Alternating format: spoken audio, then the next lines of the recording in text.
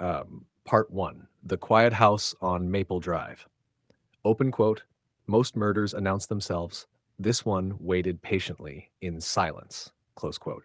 Ravenwood, Oregon was not the kind of city that prepared itself for tragedy. With a population just over 40,000, it existed in the blind spot between rural isolation and urban danger. It was a place where crime statistics were low enough to be ignored, where police blotters were filled with noise complaints, missing pets, and the occasional drunk driver. People trusted their routines. They trusted their locks. Most of all, they trusted that nothing truly terrible would happen here. Maple Drive reflected that confidence perfectly. A narrow street on the northern edge of the city, Maple Drive ended in a quiet cul-de-sac bordered by pine trees and a shallow ravine. There were no businesses, no public transit stops, no reason for unfamiliar faces to wander through. At night, only a handful of streetlights cast weak yellow circles onto the pavement. At the very end of Maple Drive stood a two-story house with white siding that had begun to fade with age. That house belonged to Emily Carter. Emily Carter was 27 years old. She worked as a freelance graphic designer, creating logos and digital layouts for small businesses across the country. Her clients knew her only through email addresses and video calls. Her coworkers were deadlines and design drafts. She lived alone. To investigators, Emily would later be classified as a low-risk victim. She had no criminal record, no known enemies, no volatile romantic relationships, no history of domestic violence. Her financial records showed stability. Her phone records showed consistency. Her social media showed nothing controversial or dangerous. Emily Carter was not reckless. She was not secretive. She was not hiding from anyone. She was ordinary. And that was what made the case so disturbing. Emily's life followed a predictable rhythm. She ordered groceries online every Wednesday afternoon.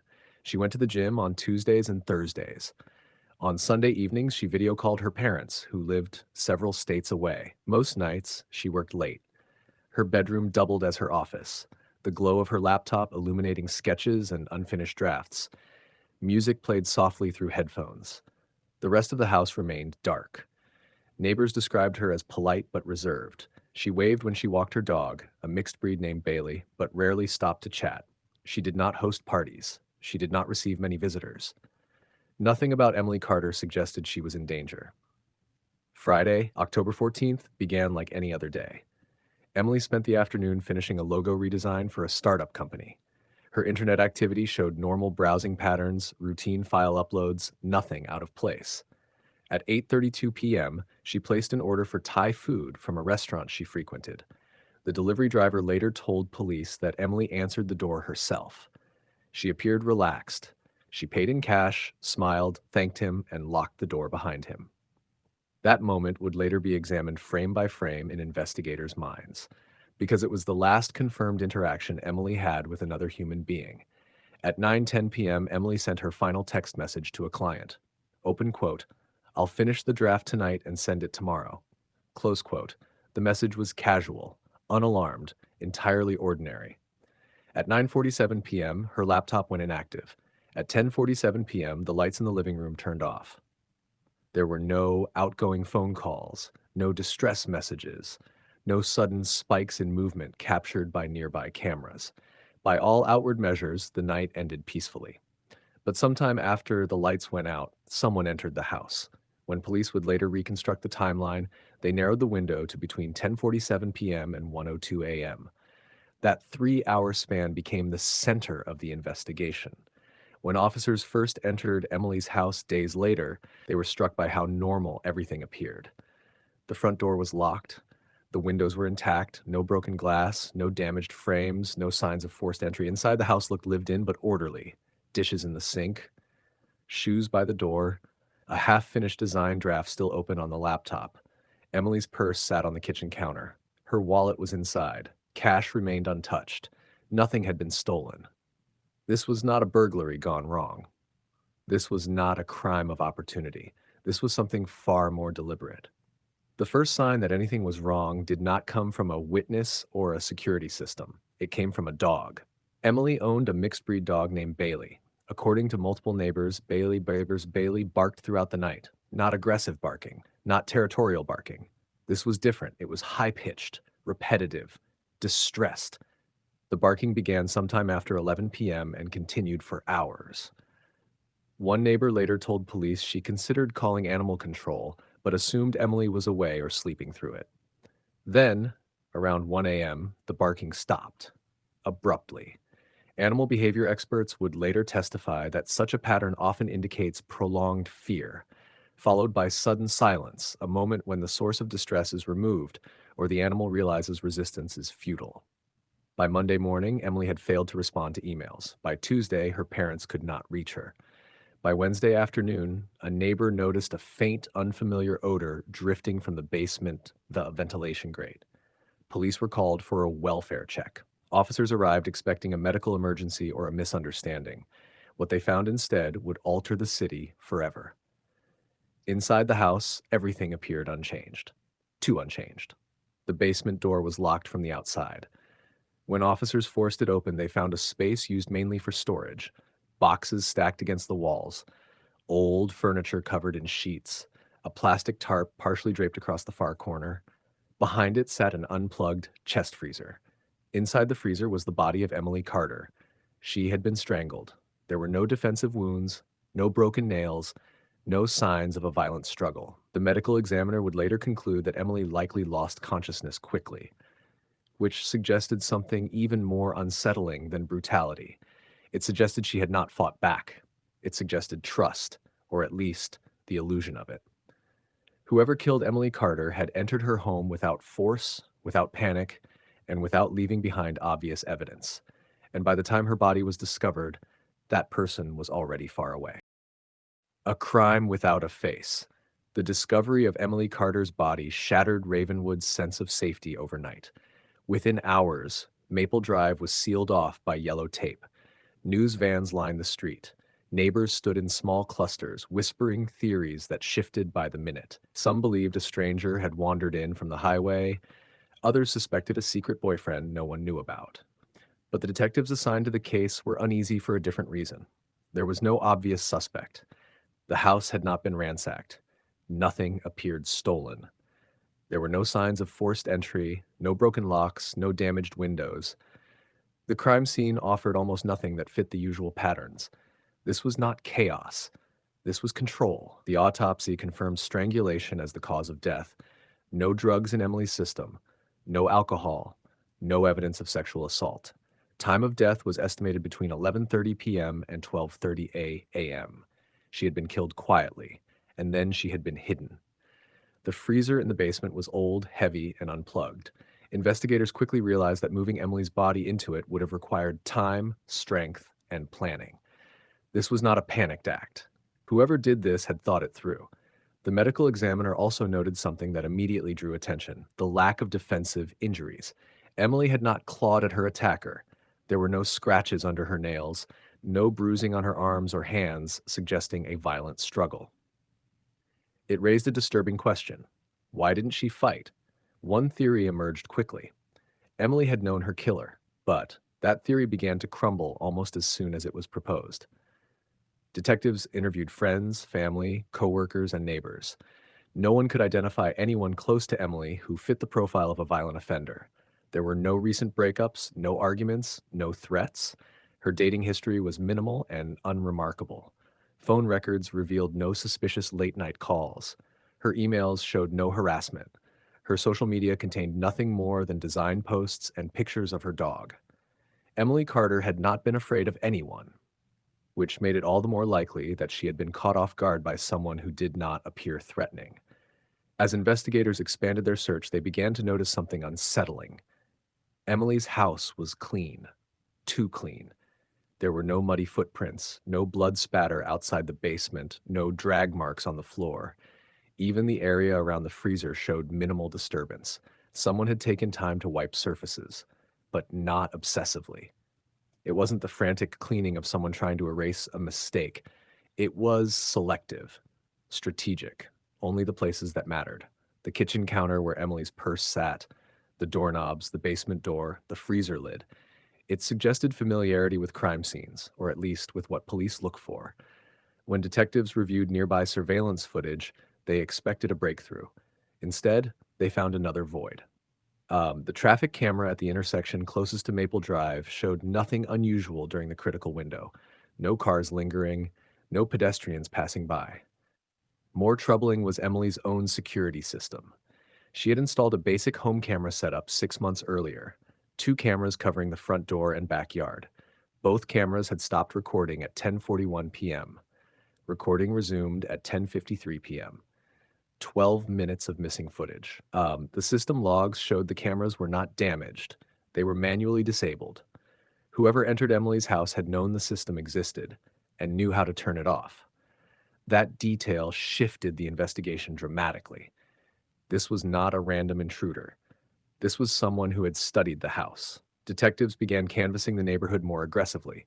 They went door to door, asking residents about unfamiliar faces, strange vehicles, anything out of place in the weeks leading up to the murder.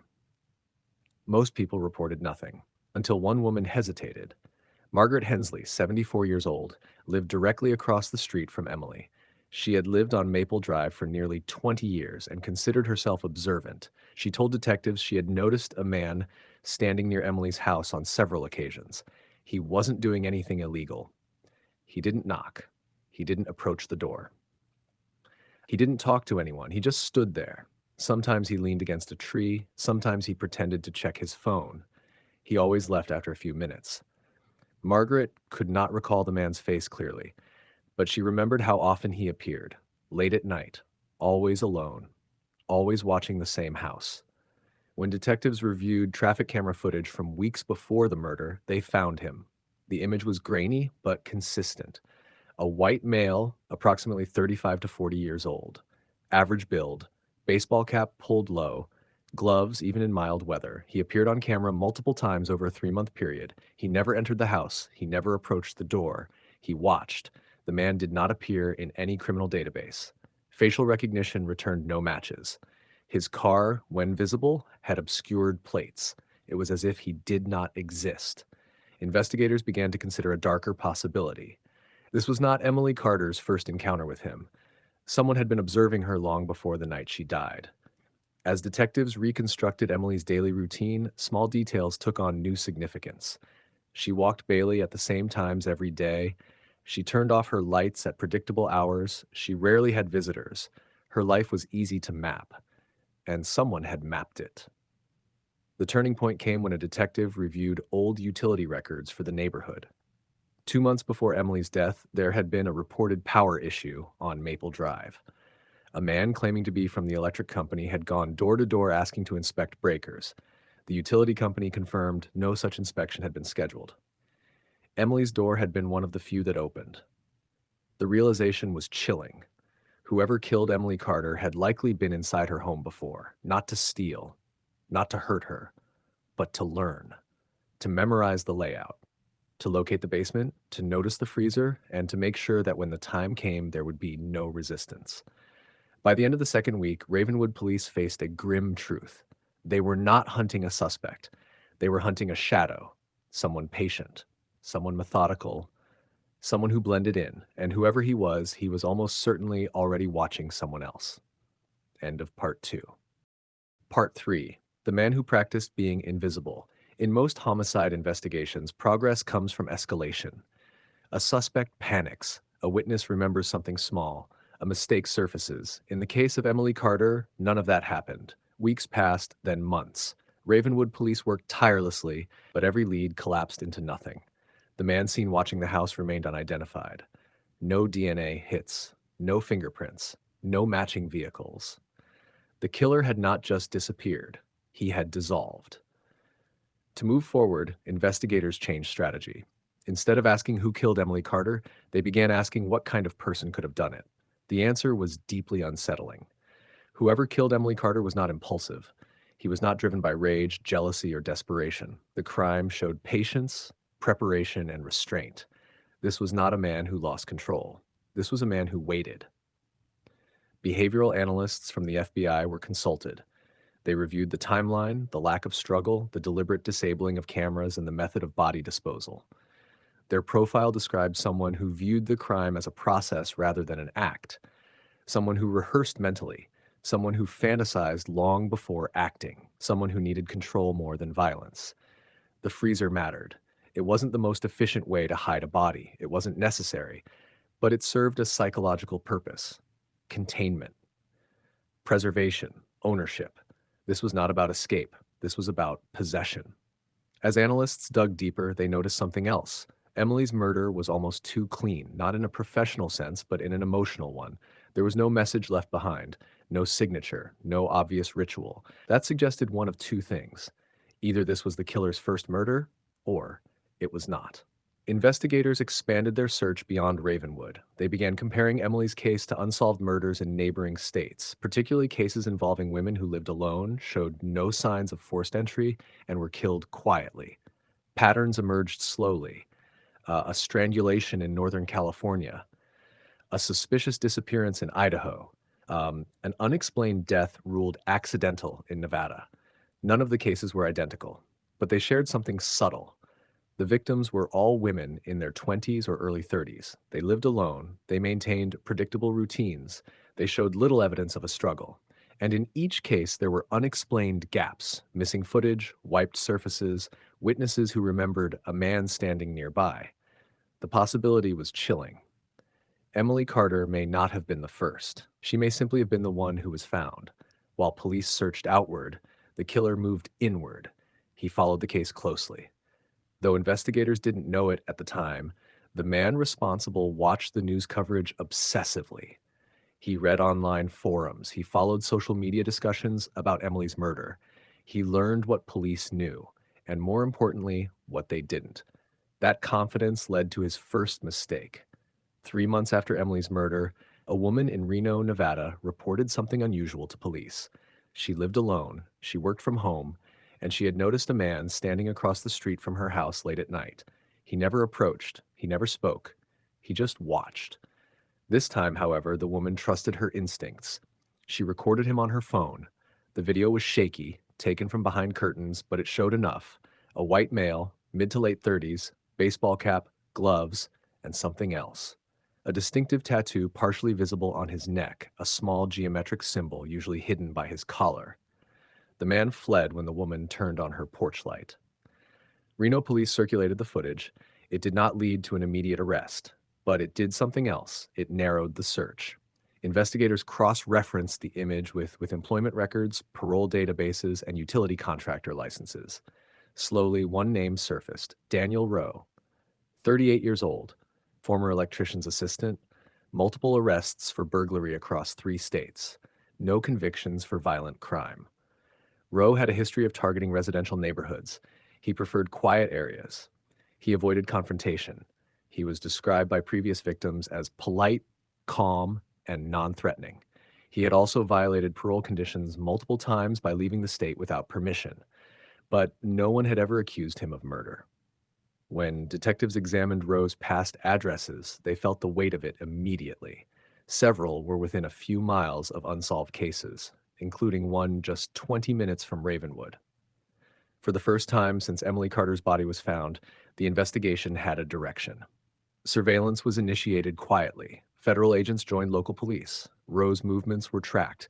His phone records were monitored. What they saw confirmed their worst fears. Rowe had not stopped. He traveled frequently. He stayed in cheap motels. He spent nights parked in residential areas without clear purpose. He watched houses. He wrote notes. He waited. Agents debated when to intervene. They lacked physical evidence tying him to Emily Carter. An arrest without proof could collapse the entire case. They needed him to make a mistake, and eventually he did. In a storage unit rented under a false name, investigators found a notebook. Inside were handwritten schedules, addresses, trash pickup days, dog walking times, light patterns, and among them, one address circled heavily in red: Emily Carter's. Next to it was a single word: completed. End of part 3. Part 4. Ownership. The decision to arrest Daniel Rowe was not made lightly. By the time investigators discovered the storage unit and the notebook, they were no longer asking whether he was dangerous. They were asking how many chances he still had left to hurt someone. The problem was evidence. The notebook was disturbing, but it was not a confession. The word completed next to Emily Carter's address suggested guilt. but it was not proof beyond doubt. There was still no DNA linking Rowe directly to the crime scene. No fingerprints. No eyewitness who could place him inside Emily's house on the night she died. Rowe had built his life around avoiding exactly that. For days, agents debated strategy. Arrest him now and risk losing the case forever. Or wait, knowing that waiting might cost another life. The decision was made when surveillance teams observed Rowe parking outside a house in suburban Nevada shortly after midnight. The house belonged to a woman who lived alone. Rowe sat in his vehicle for nearly 2 hours. He did not exit the car. He did not move. He watched. That was enough. Federal agents and local police moved in before dawn. Rowe was arrested without resistance in the parking lot of a roadside motel. He did not ask why he was being arrested. He only asked one question: which one found you? Interrogators would later say that moment confirmed everything. At the police station, Daniel Rowe appeared calm, cooperative, almost relieved. He waived his right to an attorney. He spoke slowly, choosing his words carefully, as if narrating a story he had told himself many times before. At first, he denied knowing Emily Carter. Then he admitted he had seen her. Then he admitted he had been inside her house. The confession came not as an emotional breakdown, but as a quiet explanation. Rowe described posing as a utility worker months before the murder. He said Emily was polite, trusting. She let him inside without hesitation. That moment, he claimed, changed everything. She didn't look at me like a stranger, he said. She looked at me like I belonged there. He studied the layout of the house, the basement, the locks, the camera system. He noticed the freezer immediately. He came back multiple times, just to watch. The night of the murder, Rowe entered using a copied key. Emily was in her bedroom wearing headphones. She never heard him approach. When she turned around, he said her name. That was all it took. She froze, Rowe told detectives. People always do. He claimed he did not want to hurt her. He said the strangulation was necessary to keep her quiet. He spoke of it as a technical step, if not an act of violence. What disturbed investigators most was not what he said, but how he said it. There was no anger, no remorse, no hatred, only satisfaction. He described moving Emily's body into the freezer with care, cleaning surfaces selectively, locking the basement door from the outside, not to hide the body forever, but to keep it. When asked why, Rowe paused for the longest time in the entire interview. Then he said, because once she was there, she couldn't leave. That sentence would later be quoted in court transcripts, documentaries, and psychology journals, because it revealed the truth. Daniel Rowe did not kill for money. He did not kill for sex. He did not kill out of rage. He killed for ownership. Further investigation confirmed the worst fears of law enforcement. Emily Carter was not his first victim. 2 other unsolved cases were formally reopened and linked to Rowe through circumstantial evidence and partial confessions. In one case, a body had never been found. In another, the death had been misclassified as accidental. Emily's case was simply the one where everything aligned. A witness remembered, a camera caught an image, a notebook was found. At trial, Rowe pleaded guilty to avoid the death penalty. He was sentenced to life without the possibility of parole.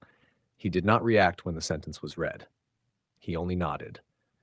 Ravenwood tried to move on. Maple Drive no longer felt like a place you passed through without noticing. Residents installed new locks, cameras multiplied, porch lights stayed on all night. Emily Carter's parents sold the house. The freezer was destroyed. But the case left something behind that could not be removed. A lesson learned too late. Most predators do not break down doors. They do not announce themselves. They do not look like monsters. They wait to be invited in. And by the time they are recognized, it is already too late. Epilogue. In interviews years later, one detective was asked what haunted him most about the case. He did not mention the body. He did not mention the confession. He mentioned the notebook. The schedules were neat, he said. The handwriting was careful, like he was planning a vacation. That was when they realized the truth. For Daniel Rowe, the crime was never the murder. The crime was the ending.